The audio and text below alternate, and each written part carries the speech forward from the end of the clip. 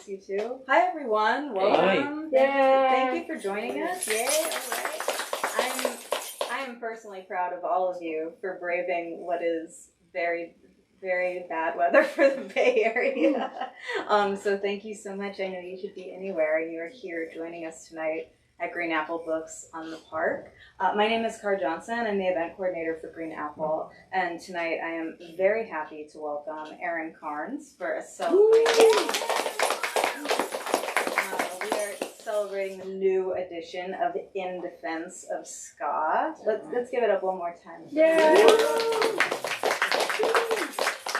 Erin is joined by none other than author Laura Albert. Let's give a hand. I appreciate you all joining us this evening. I'm very excited to get into this Ska Now More Than Ever edition of the book. I think we're going to have a good time. I have some very brief business, a little bit of info about each of these writers, and then I will let them take it away. So we have, now's a good time to silence your cell phones if you haven't already. Just so your phone doesn't ring or anything. But is photo taking okay? Yeah. Take photos, please. Take photos. It is encouraged. Please do that thing. So that is fine. Just don't take a call in the middle of the event. Please do check out our full event calendar online at greenapplebooks.com. We're actually, I think you are one of our last events for 2024. Oh, yeah? I think we're 3, 2, 1, and then we're done for the year. But we have a great season coming up in 2025. Check that out, including the event you are currently attending. We have a really great lineup, so see what else we have going on in the future. The restroom, should you need it, is behind me here. It will be available after the event and not during the event for obvious reasons. If you need to know how to get there, do let me know, and I'll gladly help you. We have copies of books by both of our authors at the front register. You can find them there. If you have been here before, you have certainly heard me say that when you buy books from us, not only do you support us as an independent bookstore, you support the writers who put so much work into making these books, then you get to have a book, which might be the best part. So if you are able, we always appreciate it. Thank you so kindly. And I'm sure they will both sign books. They're happy to sign books.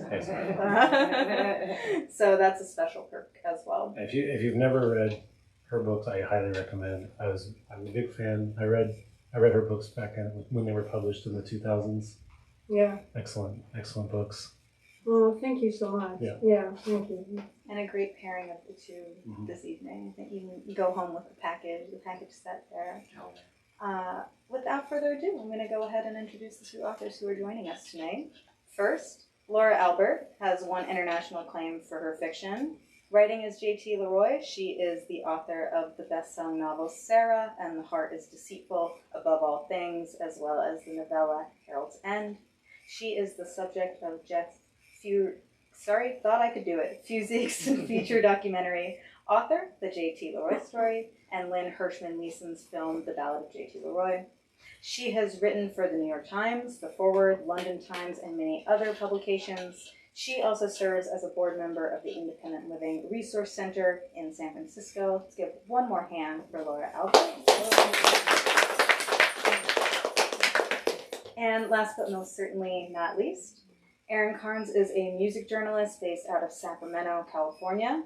His work has appeared in Playboy, Salon, Bandcamp, Noisy, and many other publications. His book, In Defense of Ska, was an indie hit with strong grassroots swell without distribution, which I mention because that is really fucking cool. And he is the host of the popular In Defense of Ska podcast with guests who have included Margaret Cho, Patrick Stump of Fall Out Boy, John Darnielle of the Mountain Goats, Green Apple favorite John Darnielle, and Laura Jane Grace of Against Me.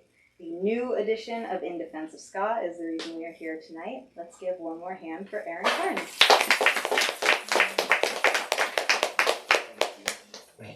Thank you all so much for coming. Seriously, this is the 1 week out of the year it rains in the Bay Area, so it's definitely. I'm going to read a chapter called Number One Fan. In the 5 years Flat Planet existed, we only received a few fan letters. My favorite came in the summer of '94 after Flat Planet returned from our first tour. Someone named Jesus Portillo saw us play in El Paso, Texas. He said he listened to our tape every morning in the shower and we were awesome because we wrote so many songs about food. We also thought we were awesome for writing songs about food. We had one song about our undying love for mashed and taters. Then there was one about the joys of all-you-can-eat buffets. If there's one thing Flat Planet was, it was obsessed with food.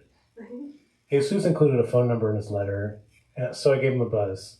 He was surprised but delighted to hear from me and invited Flat Planet to open for his band, the Fla Fla Flunkies, the next time we came through El Paso. He offered to let us crash at his parents' living room floor. The following winter, we took him up on that offer. It was a long drive from our gig in Albuquerque to El Paso, and we hung out at a rest stop a few hours away, shooting movies on camcorders and singing Snoop Dogg songs. The next day, instead of getting much-needed sleep, Alex and I meandered across the border to Mexico. As we crossed back to the U.S., the border agent grilled us about our business in El Paso. "We're playing a show tonight with our band," Alex said. "Do you play country or western?" the border agent asked Alex, who had a spiky mohawk and a Misfits shirt. I had bleached blonde hair and wore a thrift store shirt that said #1 Dad. "We play ska," I said, and he motioned us through. We were barely awake when I got to Jesus' house, but his mom greeted us with delicious Mexican breakfast, and Jesus showed us his potato gun in the backyard. A few fan letters rolled in after Flat Planet broke up. "I heard your song on Misfits of Ska too. Will you be playing Glendale on your next tour?" one asked. I got your tape at your show in Little Rock a few years ago. I love your song Papa Smurf. Is that about someone you know?" asked another. The song was about someone we knew, a semi-homeless man who hung out with us every time we went to the Golden West Diner for post-practice curly fries and sodas. Soon enough, the letters dried up. Then in 2015, to my shock, I received a Facebook message from a German guy in his 30s named Marcel Windrath, a Flat Planet fan. What an unexpected treat, though odd since we'd never played Europe and we were small potatoes compared to the millions of other 90s ska bands. As it turned out, Marcel was an avid collector of 90s ska punk and punk rock demo cassettes. He heard our Mr. Goodbuddy song and Misfits of Ska 2 compilation and our 5 songs on the Tomato Head Records Bay Area Ska compilation, the extent of our nationally distributed content. Marcel wanted more. Marcel tracked me down via Pete Rice, guitarist for San Jose ska punk band Janitors Against Apartheid, who formed in 1992. Those guys were on a whole other level of insanity and only reached a slightly higher level of fame than Flat Planet. They played brutally fast ska punk. The singer, MC Loaf, screamed through their songs like Pee Wee Herman being beaten with a club. He sang about his obsession with Punky Brewster, his tattooed penis, and a desire to gobble up all the breakfast pastries. Obviously, we played several shows together. Us singing about extra large burritos, and them responding with pastry anthems. Anytime we played with Janitors, Alex, usually in one of his semi-ripped Metallica shirts, leapt around the front of the stage so hard the audience assumed he was in the band too. MC Loaf was a tall, lanky guy who worked at an arcade making change for kids, just like Paul Rubin's character in the 1980s cinematic masterpiece Midnight Madness. When he sang, his body spasmed like a violently shaken Muppet. His performances hypnotized me. The music was secondary to what felt like watching an exorcism. After he quit Janitors, he did a hard 180 and went full-on hipster. Years later, I ran into him at a Tortoise show in Santa Cruz, and he gave me a sideways cool guy nod. All I could picture was him singing about his penis in his breaking puberty voice. I had to resist all urges to sing Janitors songs in his face. Janitors hung it up in 1997. A big motivator was their lawsuit with Nestle. In 1995, Dill Records released the Nerds split with One Eye Open. The album cover is made to look exactly like the Nerds candy box. Nestle sent a team of corporate lawyers after the Janitors. They got most of them after a gig at the Alligator Lounge in Santa Monica, posing as representatives from Motown Records. Dill agreed to settle. They had to surrender all their merch and CDs, meaning they had no way to pay off their maxed out credit card. When I Open escaped the lawsuit by using ridiculous fake names on their CD and by living in their van. That's how you do it. That's how you do it. Nestle has yet to find them. Marcel loved the Janitors Against Apartheid. They were his number one favorite ska band. He told me the singer sounded like Kermit the Frog and Mr. Bungle. An excellent observation. Marcel and I talked a lot about 90s ska, punk rock, and other weird, distinctly 90s bands like the funk punk Nuclear Rabbit and the ultra sarcastic Your Mother. His 90s demo tape collection was massive, and he shared much of it with me. His extensive knowledge came from piecing together bits of history together via those cassettes, which were mostly the lowly, obscure bands from the era, not what most people think of when they imagine 90s ska. Marcel emailed me MP3s of bands he digitized from those tapes. I'd never heard of most of them. Snotty punk vocals, sloppy upbeats, shitty distorted guitars. Sometimes the bands were raw skate punk or heavy funk, but a lot of them were ska punk. None were trad ska.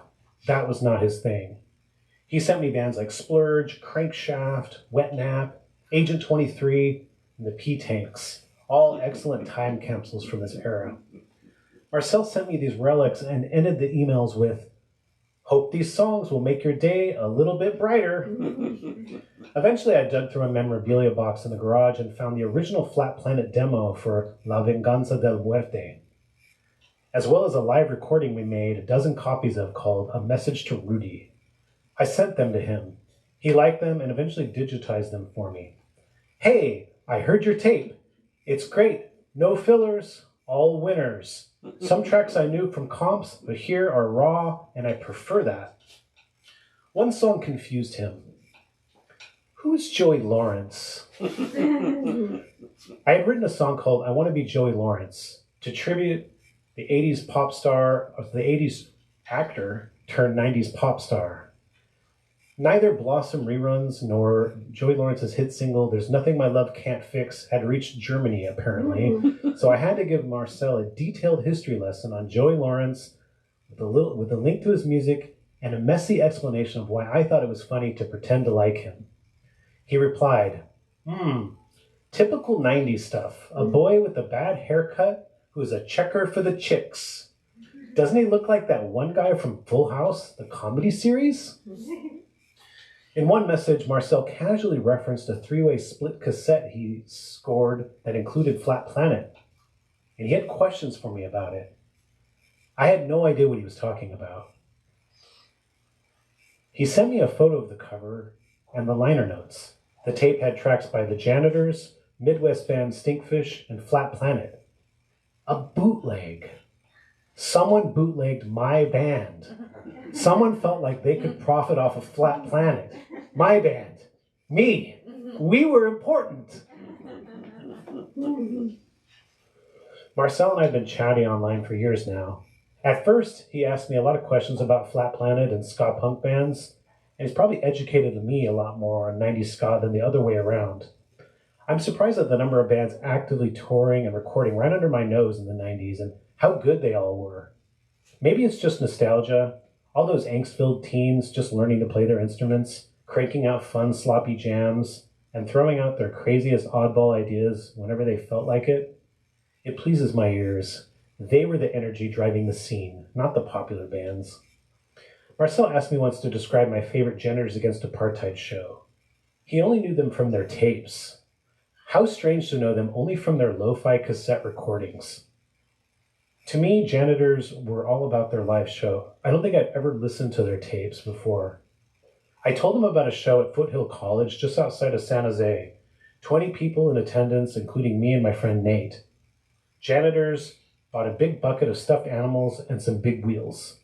They devoted their entire set to ripping these stuffed animals into tiny shreds and then riding their big wheels around in those shreds. I think they might have played a few songs too. The show organizers were too nervous to stop them. Marcel loved it. The chaotic nonsense they did fits perfect with their music. I thought back to that show, a million miles away from the mainstream, a crazy fringe ska scene overlapped with the weirder side of punk. Bands like Janitors and One Eye Open took ska in bizarre and unsettling directions, a window into the minds of disturbed 90s outcasts and weirdos. What would I think now if I saw the Janitors as an adult? I want to think I'd ask for their autograph and buy all their merch. A few days later, Marcel sent me some MP3s of more obscure 90s ska bands. His supply was endless. He asked if I had any more Flat Planet tapes in my garage. I didn't quite understand why he liked my band so much. We weren't full of angst or even that weird, at least compared to the bands he loved. Yet he wanted to own everything we ever recorded. How could I possibly say no to that? I told him that there was an even older, more embarrassing demo, probably lying around somewhere, called Back to Botswana. There was also an entire full-length album we recorded that we never released. He couldn't wait. It would be Christmas for him.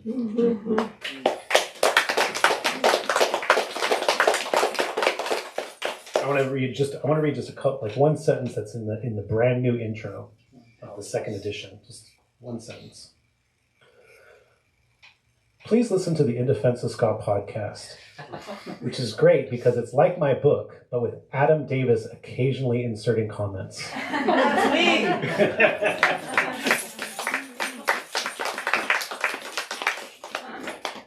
Is that Adam Davis? You're here? Adam's here! You want to come up and say hi? Yeah, Adam, come up and say hi. Oh. So, why don't you snuggle in? You want to sit on the lap? Hi, I'm Adam Davis.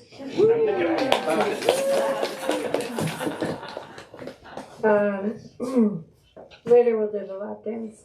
So, thank you. That was great. Thank you. And I really think, it seems most people here know what ska is, but I think for a lot of people, I was surprised by how many people, when I was telling them, they'd say, in defense of what? Mm-hmm. And they have no idea what ska is. And then they're all, forget about all the little subgenres and sections and everything. Mm-hmm. So, basic 1A. What the fuck is ska? Wow, what is ska? Okay, how much time do we got? All right. Ska started out as Jamaican music in the late 50s, 60s, so it predates reggae. It's kind of it's a different groove. It's faster, bouncier. It evolved into rocksteady, then reggae, and then it kind of like disappeared essentially. But it was revived in the late 70s by the Specials, Madness, the Selector, what we call two-tone ska now. And it was revived in a sense where it was deliberately mixed with punk rock and post-punk and all these other genres. So it was kind of reimagined, if you will, to be a bit faster, more aggressive, and more political too. I mean, original Jamaican ska, there's definitely political songs and stuff, but it wasn't like explicitly, consistently political per se. But two-tone ska was deliberately made to be political, and a lot of that had to do with the politics happening of England in the late 70s. There was the National Front, which was a racist anti-immigrant party that was kind of gaining steam, and there was a growing sense of white nationalism happening in England that they and also like the punk rock bands and the reggae bands, the Rock Against Racism movement. This all kind of happens like right before, at the same time as two-tone. So there's this kind of push in general towards fighting this racism and stuff. And there's also the Thatcher government. So two-tone comes out in opposition of these things pretty explicitly. So politics and stuff gets kind of tied into ska because of two-tone. And then this music spreads globally in all over the world, the US, Latin America, Europe. It continues to evolve and it continues to like blend with other genres. I think one of the reasons why it's kind of hard to define ska is because it continues to evolve and it continues to sort of, it's a genre that kind of mixes with other genres. Like you can play ska with other genres. Like you can be like a hardcore band or a metal band and play ska, or you can be a soulful kind of soul band and play ska. So it's, in a way, it's kind of like an ingredient that kind of blends well. So I could show somebody like a band like Hepcat that plays very soulful ska, and I could show somebody a band like Folly that plays very intense, heavy ska, and I say, this is ska. And yet these two bands don't really sound alike. So hopefully my definition kind of made sense. The how we got here kind of explains like why ska goes in all these different directions. Well, let's go back to like that in the 70s where you have the two-tone bands coming out, like the Specials and the Selector, and where it was very, very political. You had the split of, because skinheads were kind of like the rude boys. I mean, the look kind of evolved. At first, it wasn't explicitly racist. I mean, and it still isn't. I mean, now the association with skinheads are definitely, at least in England, National Front. Here, some people might know, but like white supremacy. But for a long time, it was just about the fashion. Yeah, so skinheads really was a subculture that predates this two-tone movement by about a decade. Mm-hmm. So you go into the late 60s England and you have like skinheads. So ska exists in England because there's a lot of Jamaican immigrants. So a lot of skinheads were white working class kids who lived near these Jamaican immigrant communities, and they appreciated the music, they appreciated the fashion. They sort of created their own subculture based off of their appreciation of this. And it had a look and it had a style, and they were pretty rough, like, because they were like, they were not rich, and they were working class, and there was fighting and all kinds of stuff around it, but it wasn't built around racism, and racism it wasn't an explicitly anti-racist movement either. So it's not like we're saying that these were like not racist people, but they weren't Nazis. But it was more like the wars were like football clubs. Exactly. And there was a lot of like infighting between the subcultures, like the rockers and the like. There was like all this infighting. As the 70s progressed, there's this movement towards white nationalism politically in England, the National Front, for instance. And there's a lot of indoctrination for skinheads because they're being fed this lie that the reason that the economy is so bad is because of all these immigrants. Sounds familiar? Yeah, I know. It's frightening how like similar the story is. But some of them are getting indoctrinated, and they're sort of like becoming these like like these racist skinheads. And they also had bands that were. Oh yeah, Screwdriver. Yeah. Screwdriver is a big reason why Nazi skinheads becomes paired, is because that's a skinhead band that is basically, they're a little bit covert about it first, but they become very explicit about it at some point. And so it's like Nazi, skinhead, all this. And so when Two-Tone comes in 1979, the Specials released Gangsters. I think Madness has a single around the same time in 1979. It was interesting because I don't feel like this information is super known, but Jerry Dammers, I was reading, the keyboardist of Specials and the architect of Two-Tone and the label and the bands, he really explicitly wanted to kind of take back the skinhead subculture from this, like, what was happening with the Nazis. Right. He saw how like it was influencing these kids, and he wanted to say like skinheads are attached to reggae and ska. And he said to be a skinhead is to be anti-racist. And it technically wasn't true because that wasn't actually part of what skinhead culture was about. But he sort of made it true by saying if you're skinhead, you're anti-racist. If you're part of the subculture, you're anti-racist.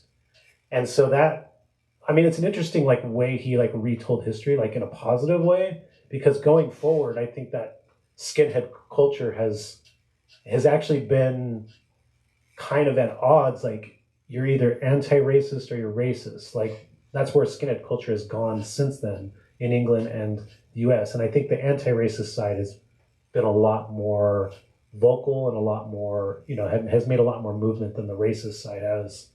Like, I think they've really taken back the culture for the most part. I think there's definitely a lot of people outside of like who don't know anything about punk or ska or anything. They just have heard about racist skinheads that still think of Nazi skinheads. But I think within the subculture itself, I think anti-racist skinheads have really taken ownership of it. Well, he put on that whole Rock Against Racism was done in New York. What's it called? The big concert there? So he didn't start Rock Against Racism, but he was definitely part of it. The Rock Against Racism in the first, so Rock Against Racism started around 77, 76, and it started because Eric Clapton made a huge racist rant and concert, and also was openly supporting Enoch Powell, the National Front politician. So his his flagrant racism and promoting of the National Front actually is why the music community got together and said, we need to take a stand and say we're against racism and we're fighting against racism. So thank you for that, Eric Clapton. There's also the Free Nelson Mandela. Oh, so that's interesting. Okay, so the specials. So in the '80s, yeah, I know we're jumping around. Yeah. In the '80s, Nelson Mandela, there was a lot of like activity towards, bringing attention to Nelson Mandela. He was wrongfully imprisoned. He was a political prisoner. A lot of people didn't know about Nelson Mandela, and the reason that a lot of people started to know about Nelson Mandela is because of the specials, because they wrote a song called "Free Nelson Mandela," and that song actually functioned the way you would want a political song to do. It actually brought significant awareness to this situation, and it made the public, the global community, aware of this and support like him being freed. And I don't know that it specifically led to him being freed, but I think it definitely led to enough awareness that it helped him become free. Yeah, not long after. Yeah. Yeah. So that's an interesting fact about the specials' legacy that it doesn't really get discussed too much, but it's a pretty important part of their legacy. How many people here know that song? Yeah. Yeah, this is like later specials too. This is like mid '80s specials. Yeah. I thought, I bet if you heard it, it's like, Free Nelson Mandela, right? Yeah, it's kind of like I grew up with Pete Seeger, and it's made quite an impact. I mean, he walked around singing, "This land is your land, this land is mine." I mean, and that's what he successfully did, and the specials did. It was like the social activism, which punk really wasn't doing. I mean, I was part of the early punk movement, and that was the idea, but there weren't really songs. I mean, you weren't walking around saying "God Save the Queen," and people were like, "Yeah, we're gonna do something." It was more just this reaction against. Yeah, we interviewed on the podcast. We interviewed Ted Leo, and he wrote a song in the early 2000s called "Where Have All the Rude Boys Gone?" Mm-hmm. And it's not a ska song, but it's about the two-tone movement. And he specifically wrote the song because in the aftermath of 9/11, there was this big rock and roll resurgence with the bands like the Strokes and Yeah Yeah Yeahs and stuff like that. Mm. And he felt like there was this critical point in our history, with 9/11 and sort of the reaction that we were having as a country towards 9/11, the racism, the fight against privacy, all these things that were happening, the war that we were engaging in, and that these rock bands were saying nothing about it at all. Like we had this very immediate political thing happening, and they just wanted to write songs about partying and having fun. So he felt like it was bullshit, and they should take a page from Two Tone and not only write political songs, but write political songs about something that was happening in the moment that they were a part of, which is what Two Tone was.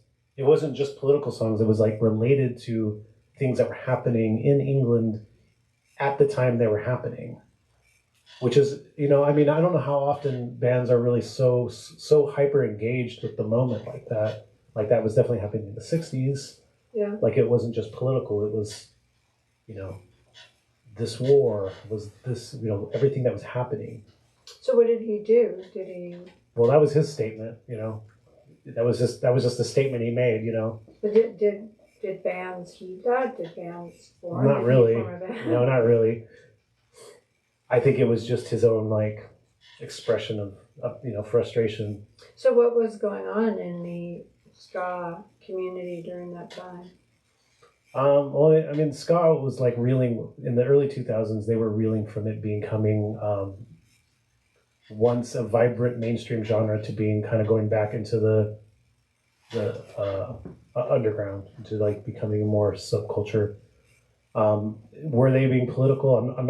I can't really comment on that. I mean, yes, some were, but it was becoming much more of an insular kind of scene and subculture at that point.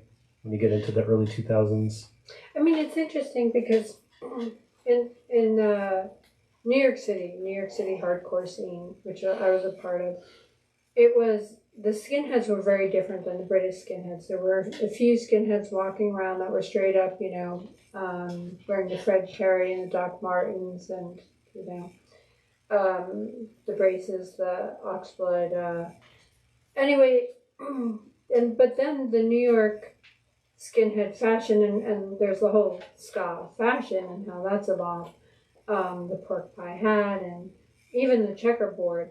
I remember when Canal Jeans would give out these free buttons, and they had the checkerboard on them and in different colors, which was, first of all, like, why are you putting new wave colors besides, the black and white, but then they would do it in pink and some other colors, and I was like, okay, this isn't, what the fuck is this?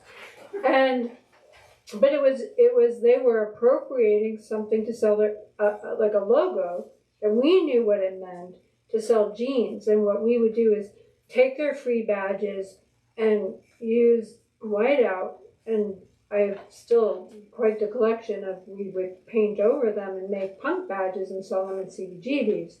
And when it would chip away, you'd see the little black and white, but you want the black and white ones, not the day glow. But in New York City, you had the skinheads that were kind of like, they were like skate skins. They wore like baggy clothes and combat boots or Doc Martens. But we were talking about earlier that you'd have a hardcore band playing, and then there'd be this kind of interlude, that's the word I wanted, where they would just play from like straight up slamming to they would play ska, and everyone would start skanking. And that's when the girls would like really get to dance and not risk being clobbered. I mean, there were always girls dancing, or in the pit. It became harder and harder as the scene changed. But it was like the energy, you would feel the energy was like this like soup. And because also the New York scene was very mixed, it was extremely homogeneous. Heterogeneous, if it's mixed. Yes. Heterogeneous. But homo would be. It's all one thing. Oh. Yeah, it was yeah, that. And New York was New York in the like 86 or 7 was the birth of sharp skinheads. I'm curious. Do you have Sharp Skinheads began by Marcus Pacheco. He's the kind of the originator of it.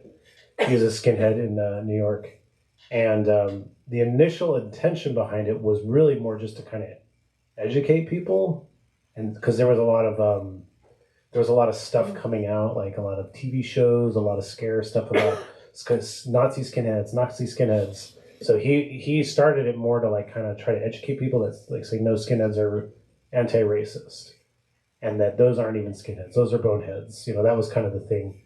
It later evolved into like a fraction or some part of Sharp becoming about opposing Nazi skinheads and physically like intimidating them from being in spaces. But initially, it was just to educate people. There was the dead Kennedys, like Nazi skinheads, fuck off. Mm-hmm. Did you have any interactions with the Sharps when you were in New York? I was actually had a skinhead gang when I was. You had a skinhead gang? Yes, we were the Upper East Side skins, and we were very hetero.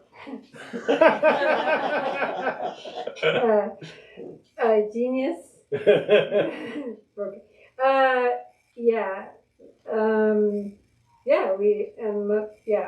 That I wrote a lot about in my forthcoming memoir. But not with Sharp. I mean, I remember the British skinheads coming over to actively recruit. Mm-hmm. I mean, they were National Front, and they actually recruited. Well, I'm not going to say me, not me, but someone I was involved with. But the thing that's interesting is you have in your book you talk about how ska was just this. It had a political identity. Mm-hmm. It had a physical identity, it looked cool. And then at some point, it kind of became a joke. Like, people had to hide their ska background. Like, there was like Brandon Flowers trying to hide his. Yeah, from the Bravery, or the Killers, or The the Killers. Bravery, yeah. Yeah, like, hide that he had played ska. And I think there was just like this kind of like idea that ska was like, became looked at like it was silly and stuff, and so people, if like if you used to be in a ska or you played in a ska band, especially by the time we get to the 2000s, it like meant that you were a nerd, you were uncool. That's kind of what it ended up meaning. So that's why people wanted to hide their ska roots. so, I mean, this book is called In Defense of Ska. Yeah. So, obviously, you felt there was a need to say, Mm-hmm. yo, shut the fuck up. Yeah. Like, what the fuck? Well, I think like, you know, you can look at ska in a lot of different ways. And when we talked about the politics of two-tone, and there's a lot of political elements in the 90s and beyond, but, you know, the chapter I read, I definitely emphasized a bit more on the kind of like the little goofier side. But I see that not as this negative thing. Like, you know, when I think back to the 90s, I think back to all this like super serious, like self-important bullshit that was happening at the time. You know, all these dumb bands, all these dumb rock bands who were just like wanted to be on MTV and be famous and be worshipped and took themselves so seriously. Like sometimes when I think about, like, I think people don't understand the context of the 90s sometimes. Like, that was a lot of the culture of the 90s. And then ska bands, especially like mine, when we were a little bit more silly, I guess, or I don't even know if silly is the word. It's crazy. I don't know. Like, it was kind of in opposition of that. It was kind of, there was a little bit of, it was like almost rebellious against that sort of like self-importance. I don't know, like part of the 90s. So to me, I look back at that stuff and I don't see it as like, it's not like, was it embarrassing to be silly or not? It was more like, I don't know, it was almost like that seemed kind of cooler to me in a way, to be kind of it was like kind of anti-culture in a way. I mean, that's kind of a dramatic way to put it, but in a way it kind of was. Like, you know, I know culture shifted that way when ska got more popular and swing and other stuff happened, but before that happened, it was not that's not what culture was like at all in like the early to mid 90s. That's not what culture was like. It also seemed like the media picked up on ska or entertainment, and it was used kind of like the Benny Hill type music. Yeah. And we were told, when you hear ska music played, it's like a Benny, and ska would be played to be like showing a cat falling off a roof unsuccessfully, or yeah, I'll read a little chapter. Not a chapter. I'll read a couple of paragraphs. I think that kind of like address that. So this is from a chapter called Animal Planet. Okay, so in a 2002 interview with the Boston Phoenix, former Mighty Mighty Bosstones guitarist Nate Alberts lamented ska's relegation to mere TV music. Every comedy show or every commercial that's supposed to be funny, the soundtrack is ska core. I was watching America's Funniest Home Videos, and it's like the whole soundtrack is ska core. And I'm thinking, is this what we gave the world? Recently, Albert and I discussed the above quote, and he further elaborated that he was upset that most people using ska in shows edit out its most important elements, the anti-racist and political messages. It's like slapstick without the comedy, just someone being punched in the face and no one's laughing. That's what it felt like to me, Albert says. When I saw Fishbone, I thought, I love this so much. Party at Ground Zero was about nuclear holocaust. That part made it so fucking cool. Ska is deeper and more complex than a lot of music. It has a much deeper meaning. It did for me. I think that like is a really good example of like how, like, for example, the song he's referencing, Party at Ground Zero, it's a very, very fun song. That song is in so many shows. There's so many shows I've seen where it's like, things are getting zany, so they can da-da-da-da-da-da. But the song's about nuclear holocaust. It really touches on like the anxiety of the 80s that a lot of people felt about the Cold War and stuff. So it has like a real message to it, but that kind of gets stripped away when people hear the horns and they hear the sort of the fun of the music. And so that's kind of what culture tends to do with things in general. And they did that with ska. Like, oh, let's take the surface level of it and let's not even look at the depth of it. Let's just use the surface level of it. And that definitely happened quite a bit into the 90s and 2000s. And then now it's like, because of that, I think that's definitely a large reason why, like, then you get into 2010s and the present, and it's like the ska references in TV shows are referencing that thing, that sort of superficial cultural element of ska that wasn't even really the real thing, in my opinion. It's that thing that Nate's talking about. It's like the media version of it, and the media version of it is what everyone is like is embarrassed by, and everyone's like looking back to, and making fun of. Yeah, I mean, it's funny. I can't think of any other music form when that really happened to. Like, you wouldn't play hardcore punk over something like that, and it would be identified with, silly cat tricks or something like that. It deneuters the message. It effectively deneuters. So back to why did you feel you needed to write this book? Because one thing I was very taken by, there was, I think it's at the end of the article in the Express, the East Bay Express. Yeah, the article that was published like a few days ago. Yeah, which is really great. Well, it's that idea of ska more than ever, but also the idea that kind of like what is the kind of organizing principle of what ska is, which you express so beautifully. Well, so the first question, like, why did I write this and need to defend it? And not only that, part two. Why did I continue? Right. Well, I mean, really, the main reason is because I like ska a lot, and I don't know. I'm a journalist, a music journalist, and there's just so much of people having the wrong idea about something that I like. So it's kind of like a reclamation. Yeah, it's more just like, what I like is not the thing you guys are making fun of, I guess, or what you guys are trashing or whatever, or saying I don't like ska or whatever. Like, that's not the thing I like. So it's sort of like a way to kind of address that, if people want to listen, or if people feel like similar to me and they love ska too, and they feel like they want to kind of give voice to that as well. Like, say, like, no, it's not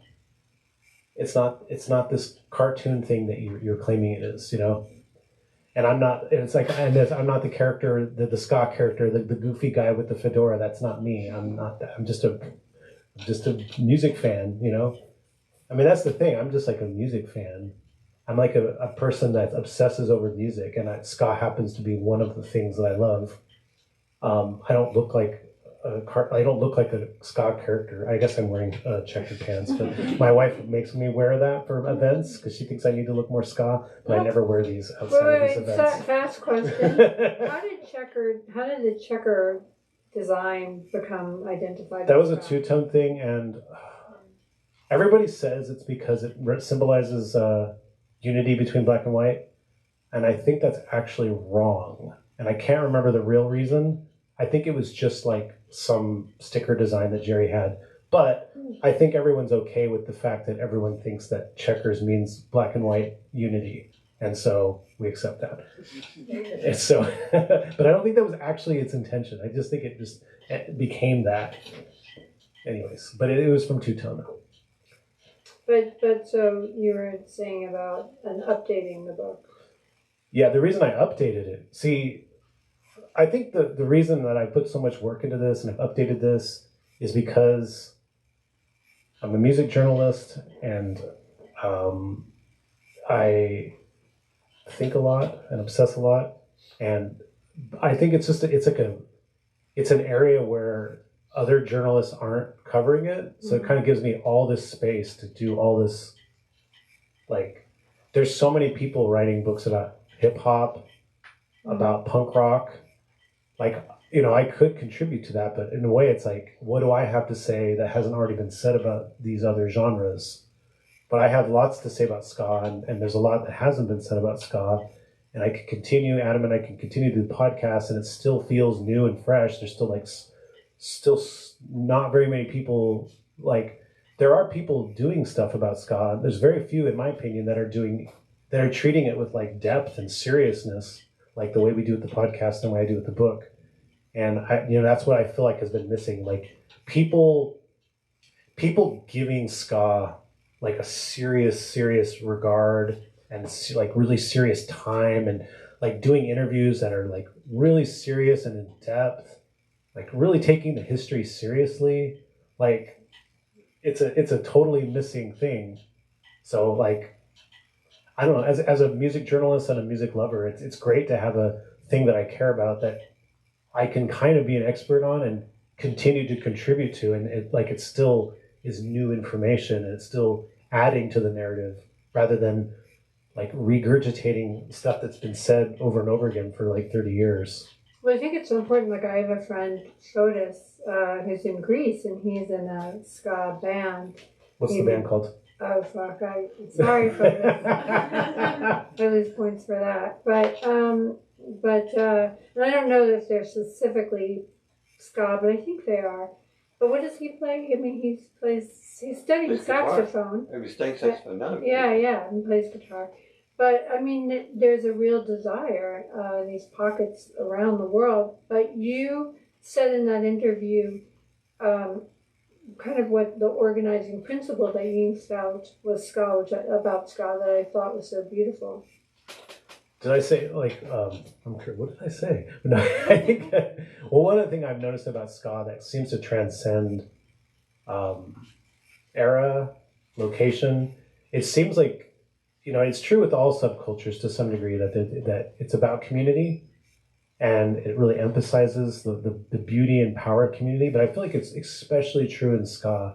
Like, there's so much, it really struck me when I finished the second edition, how I'm just like, God, every story I'm digging up, like every story from the first edition, all the stories from the new edition, it's like they're all examples of community. Like, I'm not like trying to write a book where it's like, here's a story about community, here's another story about community, here's another story about how community came together. But that's really kind of what it is. Like, it's really about community. And so whether it's like a very explicitly political organizing community, whether it's just like kids who feel weird that find a place where they feel comfortable, like, it's still kind of the same thing. It's still like organizing space or creating community.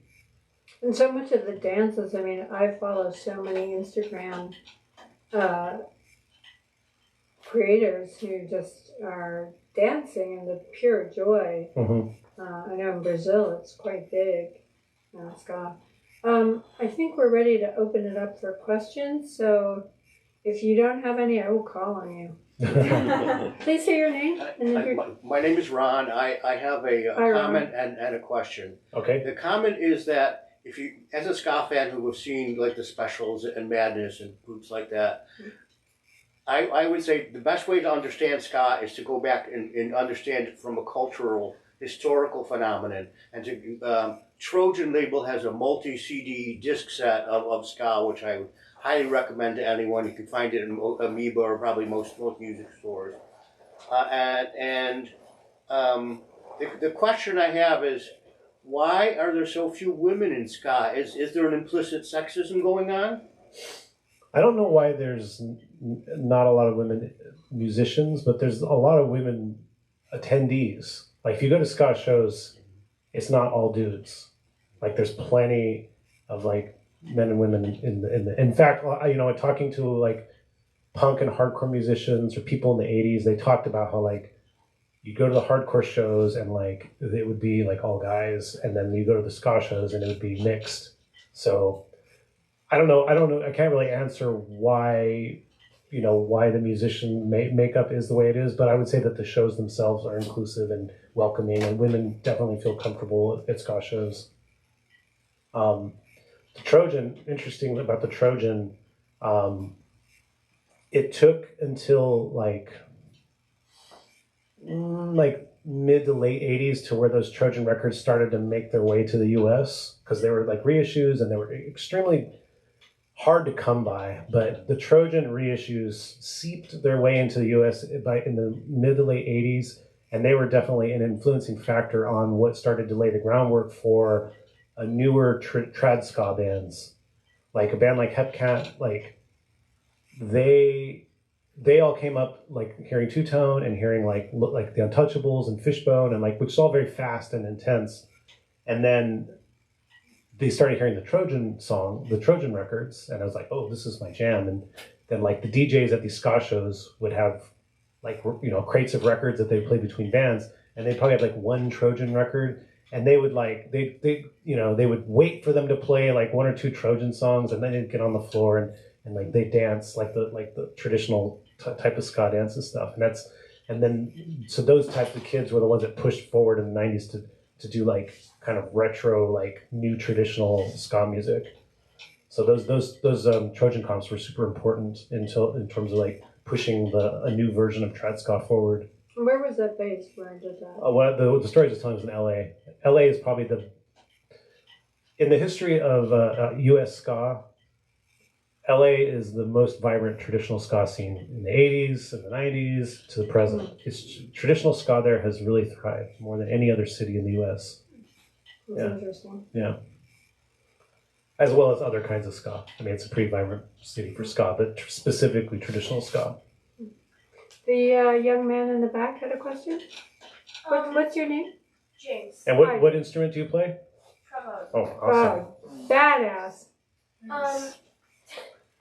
Do you think that ska, like the ska community, do you think it would ever like stop growing in the different forms of ska? Do I think they would so it's different styles of ska? Do you want to repeat the Ever stop question? growing? Would it stop growing? So he's asking would the ska band stop growing different styles of ska? I don't think so. I mean, I think that like most new ska musicians take what they listen to and mix it with ska. And so like people are always going to be listening to new stuff and mixing it like new stuff, you know? Like newer bands like are mixed with more emo than bands back in the 90s, just because emo has become more popular. Then you have a band like Santana Row who mix ska with trap punk.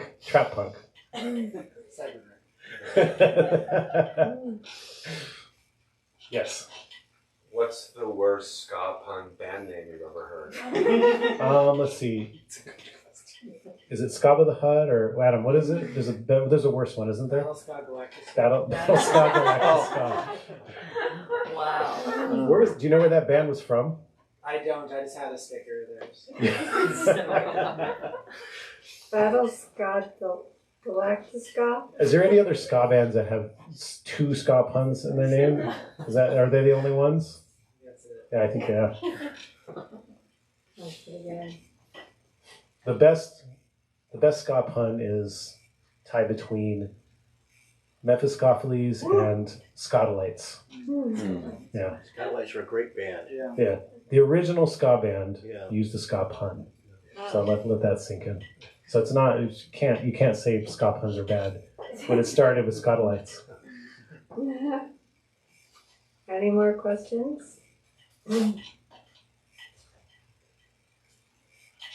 You had an interview with the hype man from Kill Lincoln. Drew? Yeah. What do you think of the new tone wave, I guess, of new kids? And like, you know, we were at that show in Sacramento and there were teenagers dancing. Like, what do you feel about the new message of ska, I guess? Well, definitely the new bands it's new. I mean, the new tone bands are largely bands that have been around for, 10 plus years. But they are new when compared to the 90s. And they're also they're definitely growing in popularity. Most of those bands seem like they're much more in tune with like politics than a lot of the mainstream 90s bands were. And they also seem like they're very, like this idea of a community, like they're all so connected, and like I think they make the audience feel connected. And so it feels very tight knit. I'm not sure if what would happen if it grew more, if that would change, but that's, that's just kind of, that's always the risk of things growing, that there's a point where things can grow where it no longer feels like a community. But at this point, it still feels like a community, and the bands all seem like they're all involved with stuff, and they're all posting about, politics, and they're all, on the right side of history with things. Like there's not like one new tone band that's like, oh, like praising Trump. That band doesn't exist, I don't think, within that scene. I mean, maybe you guys know. What? Defiant? They're not a new tone. Hey. Yeah, I remember when they got signed to Bad Time Records. Right.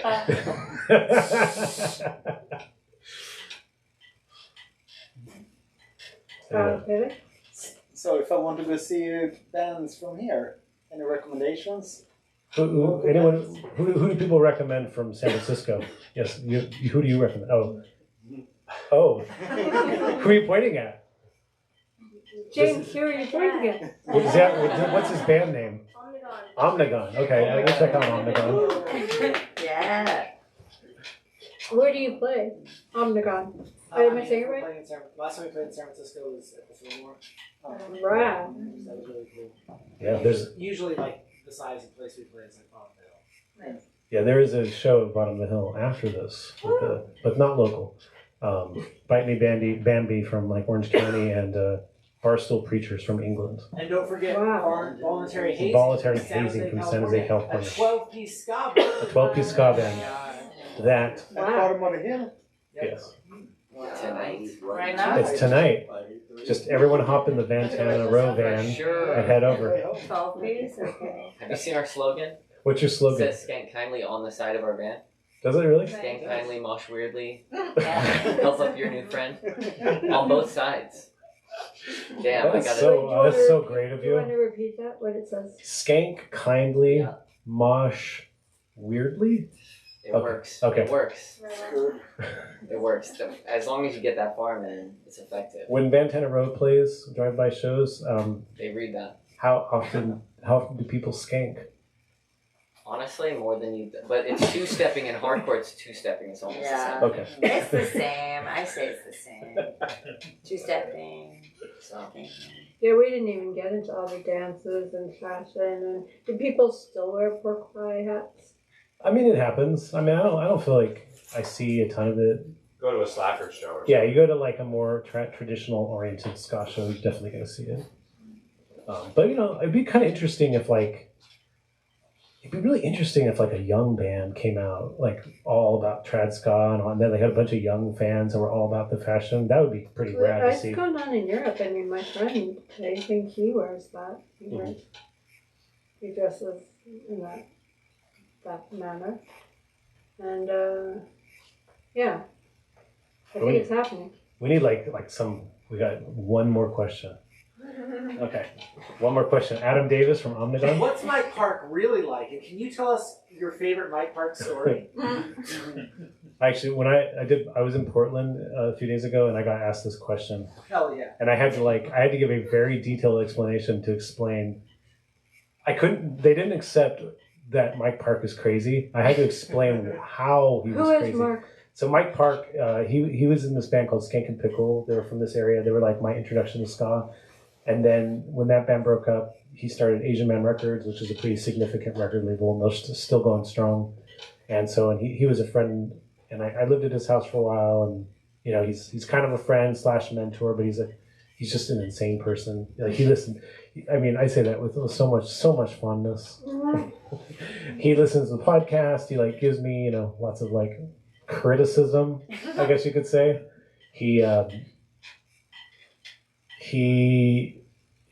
He's so rich, and he's so obsessed with getting free things. He's so obsessed with if he could get something free that he doesn't even want, huge win. Like, or like he'll give you like $50 of Asian Man merch for something that for something that would cost like $10, and he'll be like, free. So yeah. I used to do accounting for Mike. I used to go to his house and once a month, and I would like do accounting. And while I was doing accounting, he would just like taunt me and like make fun of me and like fart on me. And then like when it was time to pay me, he paid me very little. Like I was mostly doing it as a favor. He would like throw the money on the ground. Like, here's your money, like $1 at a time. Oh my God. Anyways, he's a friend. He loves me. That's how I knew he loves me, because he only did that to people he loves. And with that, we only fart on the people we love. Yeah. Thank you so much. I'm really very grateful, and I just want to encourage people to buy In Defense of Ska with Alan Carnes, and he will be here signing the book. And really, it's important to buy it from the person. Get him while he's hot. Right. And he might fart on you if you throw $1. And I'm here too, signing my books. So, thank you so much. Thank you. Can I get a quick photo? I'll let Aaron take a photo, and then when that commences. Yeah. Can we give one more hand for Aaron Carnes?